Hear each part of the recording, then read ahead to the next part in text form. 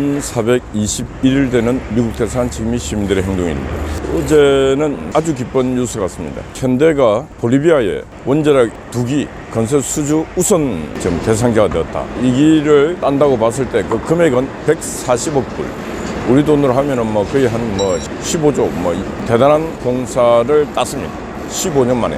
이 문재인이가 이걸 보면서 반성을 해야 되는데 저 인간은 반성할 수 있는 그런 인간이 아닙니다. 좌파들은 죄송하고 미안하고 이런 말을 할 수 있는 인간이 아닙니다. 자신들이 했던 일이 합리적 생각으로 그런 일을 했는 것이 아니고 정치적으로 이념적으로 그런 짓을 했기 때문에 자신들의 행위에 대한 과오는 없습니다. 그런 인간들이 지금 대한민국에 수두룩뻑뻑하다는 게 슬픈 현실입니다. 지금 우리나라 원자력 산업 생태계는 많이 복원되고 있고 대학을 떠났던 원자력 학과 학생들이 많이 지금 신입생이 되어 들어오고 있고 하는데 그 학생들이 지금 걱정하고 있는 것은 정권이 바뀌면은 또 이런 짓을 할 것인가 할 것이지 않는가 이런 걱정을 한답니다. 이런 걱정을 하는 사람들이 많습니다. 그래서 저는 정권은 절대로 이제는 민주당과 좌파들에게 넘어가서는 안 된다. 그러기 위해서는 윤석열 정부가 정치를 잘해야 되는데 늘 걱정입니다. 잘할 수 있는 큰 통치적인 어떤 식견, 그랜드 스케일, 그랜드 디자인 이런 것들이 제가 볼 때 부족하다 생각해요.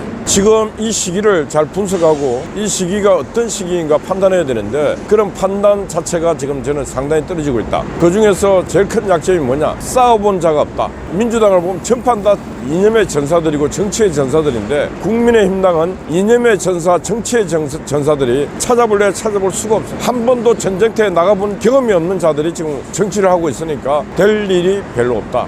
그래서 김건희 여사가 거의 간첩같은 놈한테 공격을 당하고 조롱을 당할 때 싸워본 적이 없기 때문에 싸움을 제대로 아예 해보지도 못하고 김건희 여사는 지금도 두문불출 어디 나서지도 못하고 있습니다. 바로 좌파들의 이런 프레임에 갇혀버린 것이죠. 그건 좌파들의 이런 프레임을 깰 수 있는 사람, 좌파들이 저 공격을 해올 때 이 프레임으로 공격해온다. 저건 이런 프레임이다. 이건 어떻게 깨야 된다. 이런 걸 분석하고 그 다음에 이길 수 있는 전략가가 없다는 것입니다. 왜? 한 번도 싸워본 경험이 없기 때문에. 다 모두가 책상벌이에서 공부만 하던 인간들이 돼갖고 또 그 다음에 공부 안 하던 인간들도 밖에서 한다고 했는데 다 가식적으로 했기 때문에 그렇습니다. 그리고 뭘 했다고 하지만 제대로 전쟁터에 이겨본 경험이 없습니다. 그런 자들로 다 뭐가 수두룩뻑뻑하게 있으니까 될 일이 없어요. 입만 살아있습니다. 입만 살았어요. 그래서 저는 지금이라도 안 늦었다.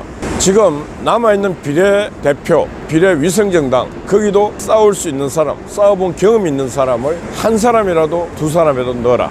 그 다음에 지금 정강훈 자유통일당 거기하고도 손을 잡아라. 거기가 절제되고 정제되지 않는 힘이 있지만은 누군가가 제도권에 들어간다면은 그 힘도 상당히 절제된 정의화된 힘이 될 수 있다. 그 힘은 바로 좌파 민주당 패거리들하고 싸울 수 있는 무력부대이다. 민주당은 전쟁할 때 그 무력이 필요해서 어디하고 손을 잡습니까? 민주노총하고 손을 잡지 않습니까? 민주노총 100만 대군하고 정책연대, 정치연대, 선거연대를 해서 그 무력을 갖고 있습니다. 국민의힘당 무력이 있습니까? 없잖아요. 그 무력이 필요하다는 생각을 해야 되는데 그런 생각도 하는 인간이 없습니다. 그러니까 국민의힘당의 앞날이 늘 불안하니까 국민들이 정권 바뀌면 또 어떻게 합니까 하고 대통령에게 묻습니다. 그럼 대통령은 걱정하지 마라 그래. 근데 뭘 근거로 걱정하지 말라고 하는지 저는 그게 걱정입니다. 저는 제가 볼 때 근거가 없어요. 법적으로 한다. 법은 정치 아래에 있기 때문에 법도 또 다른 완전히 이념과 생각이 다른 자들이 권력을 잡으면 기존에 해와던 법과 질서는 다 무너지는 것입니다. 우리가 경험했지 않습니까? 문재인이가 무너뜨린 그 정치, 사회 모든 질서들, 법적 질서들 우리가 경험했지 않습니까? 색깔이 다른 정치가 들어서면은 앞에 우리가 만들어 놓던 모든 게 공든탑이 무너지는 형국을 우리는 경험했습니다. 그래서 바로 군사를 길러야 된다. 정치 군사를 어떻게 기를 것인가 길러본 경험이 없잖아요. 제가 국민의힘당 정치인들에게 국회의원들에게 많은 말을 했습니다. 근데 그 자리에서는 이해해요. 실천 안 합니다. 왜? 실천하는 게 어렵거든요. 그리고 어느 나라든 간에 군대를 유지합니다. 평상시에 군대가 필요 없는 것처럼 보이죠. 그러나 평화시에도 전쟁이라는 게 한순간을 위해 끊임없이 준비하고 있을 때 그 군대가 의미가 있는 것이고 그런 군대를 위해서 어마어마한 돈을 지출하는 것입니다.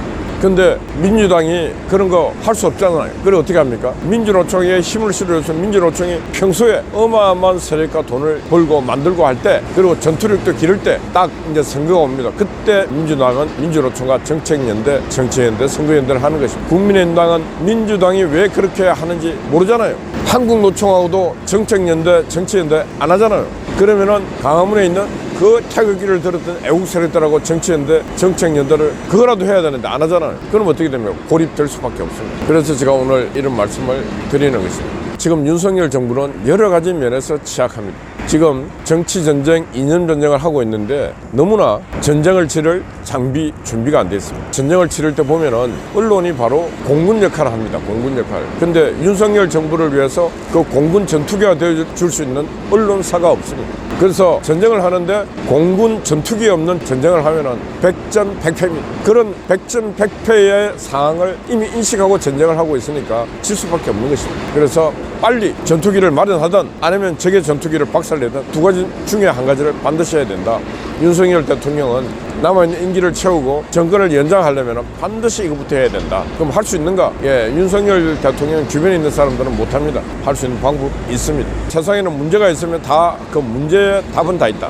근데 문제에 대한 인식을 제대로 못하기 때문에 답도 못 찾고 있다. 예, 어젯밤에는 아군 스파이하고 파워가 또 밤을 새웠습니다. 여러분들 수고 많습니다. 송화제 언제나 변함없이 또 수고하고 있습니다. 여러분 파이팅입니다. 감사합니다.